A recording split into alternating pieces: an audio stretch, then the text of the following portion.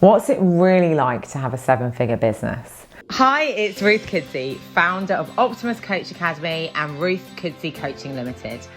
I am passionate about helping people live the lives they want to live on their terms through supporting people to train and develop as coaches and supporting people in my coaching business to build and grow their businesses. I remember when I started my business back in 2016, and you saw everywhere like seven-figure business, and I saw people saying, I've made seven figures, I'm a millionaire. I'm going to tell you now, if you've got a business that is turning over seven figures, brilliant. But it's unlikely you'll be a millionaire unless you've got assets somewhere else. So, let's look at the reality. So in 2021, my training business turned over seven figures, which meant we made revenue of over £1 million. In reality, we made revenue of about 1 million, I think it was 1,001,000 or something like that. We just went over it. It looked like I had done that on purpose. My goal was actually to make that with both of my businesses. So I was very, very happy about it, but I hadn't done it on purpose. So what was the reality?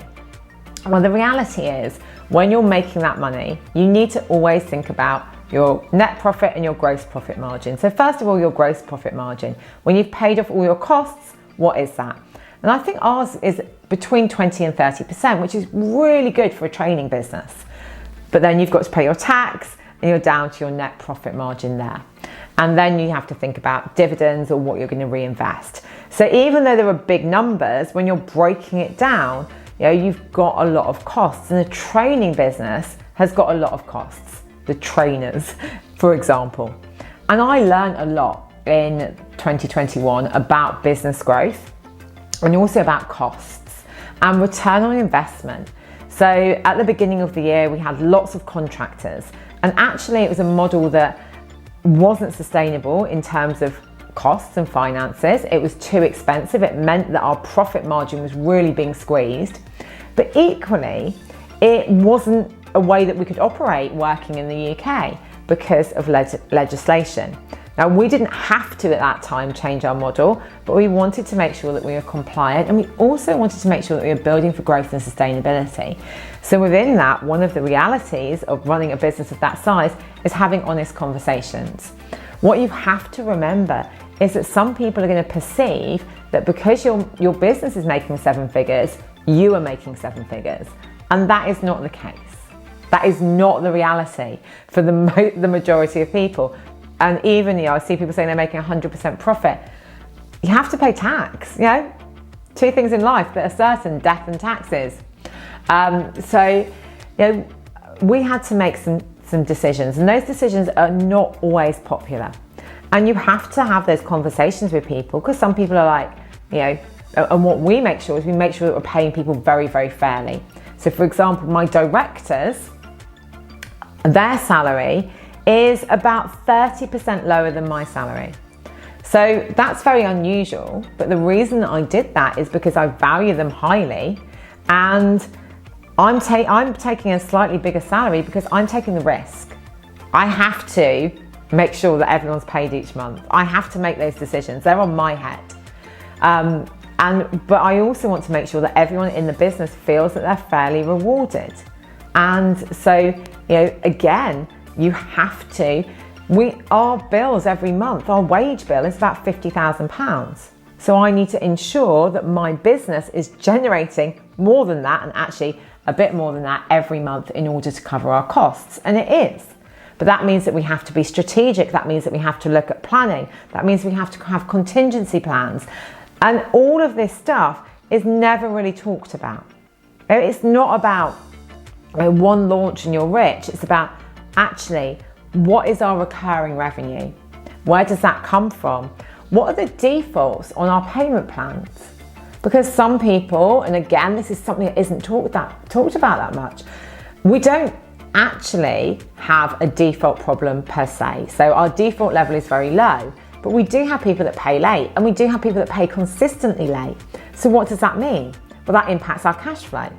And so now, I'm not going to claim to be the expert on this. Now I have an amazing accountant, and she really helps me in terms of looking at, rather than what I've always done, which is pay invoices as soon as they come in, look at our cash flow over the month to work out, we pay usually within a week anyway, but a couple of days difference can make a difference. So it's really about understanding the numbers, because ultimately, sustainable business, you need to be able to pay people. So you need to be able to make sure that you're balancing all of those financials. And so that's about getting support there. Equally, as a business grows, your team grows. Oh my gosh, so many lessons. So thinking about your HR, your recruitment process, your policies. Do you have a sickness policy, a maternity policy? Are they all there? Do you have a working from home policy? How do you check in with people? If you're managing a remote team, how are you performance evaluating people? Are you giving people autonomy to manage their working time? We do. Are you being really clear about expectations? Again, with autonomy to manage your time, which is something that we have, and we say to people, if you're not working full time, you can choose your hours. And if you're working full time, you can choose your hours as well. But let us know if you're not going to be available at these hours. With that comes a risk, because when people are working different times, communication can be at different times, and it'll be some people's out of hours. So therefore you need to enable people to self-manage and self-lead. So therefore you need to give them the support so they are able to do that, and they don't have an expectation of answering things out of hours. So there's a lot there that you need to do to build the culture of the business. And I would say the reality for me is that has been a massive challenge to do remotely. And so what we've been doing is building in more hybrid working, getting more support, saying actually this hasn't worked, and acknowledging that and taking responsibility. One of the things about building a business at that level and then growing it is that ultimately you are accountable as a CEO. So you need to take responsibility, and you need to say, when you've made a mistake, I've made a mistake, I'm sorry, this is how I can learn from it, and listen to your staff as well. So we have definitely, that has been my biggest learning, getting the right people into the right roles and giving them the right support, and making sure that they understand the structure and processes, and therefore they can create autonomy in their roles. For me, I definitely do not enjoy having to step into a role where I get more directive, because that isn't playing to my strengths. In fact, I really don't like that element of myself. So I would much rather be in a position where I've got people who can do processes, operations, people who can look at quality, so I can have different conversations with people. And that's another part of it. When you know what your strengths are as a leader and a CEO or whatever you call yourself, then it's about getting the right people in place, because your business will only grow in terms of numbers and profit if you have the right people. So I would say as well, the reality of having a 7-figure business is you have to put the work in. Yes, of course, there are structures and systems and the people in place, which mean I don't need to train all of the people that come through Optimus Coach Academy. I couldn't anyway. But at the beginning I had to. At the beginning when I set it up, I had to. I had to write all of the notes. I had to write all of the teacher notes. I had to get all the review stuff done. But then over time, you're able to start to scale and grow by getting the right people on board, training them up, and it's always doing so in a way where you're keeping the quality consistent.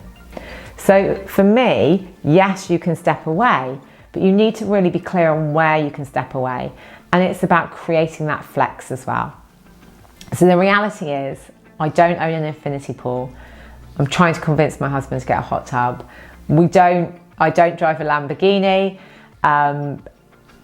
However, I do have more choices, and we do have more impact.